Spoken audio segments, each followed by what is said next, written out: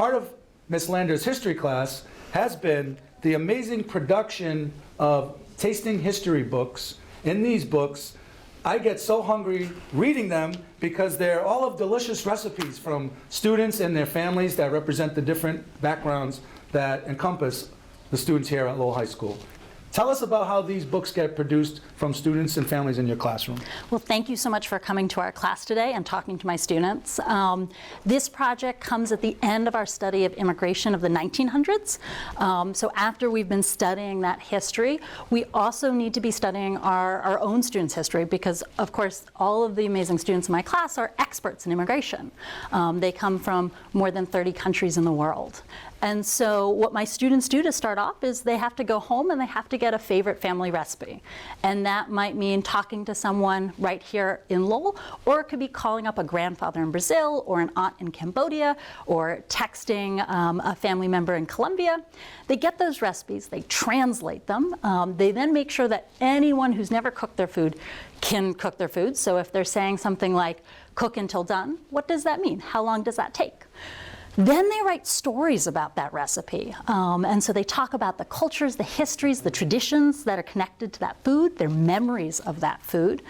They then talk a little bit about their journeys to the United States, their experiences here in school and outside, and do they cook that food here? What does it taste like? What does it remind them of when they eat it here?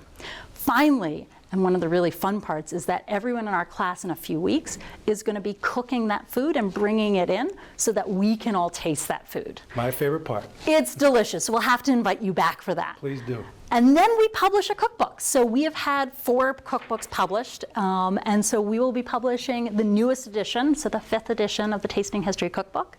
And we'll be sharing that with the community in a couple weeks, and then working with the Lowell cafeteria staff and Lowell Food Services to adapt some of those recipes to serve so that every student in the school can try some of these really, really delicious recipes. The way I look at it, Ms. Leonard, is the publisher and the editor, but all the authors are in this room, and we're going to talk to them now. My name is Isabella. I'm from Brazil, and my house office, the house. Então, eu escolhi o bolo de chocolate porque é uma receita que minha mãe me ensinou quando eu tinha uns 10 anos. E me lembra do Brasil, a forma como a gente fazia, que a gente comia no café da tarde. E eu gosto bastante, e é a coisa que eu mais faço aqui. Hello, my name is Lucas, and I'm from Brazil. My house is Sea House.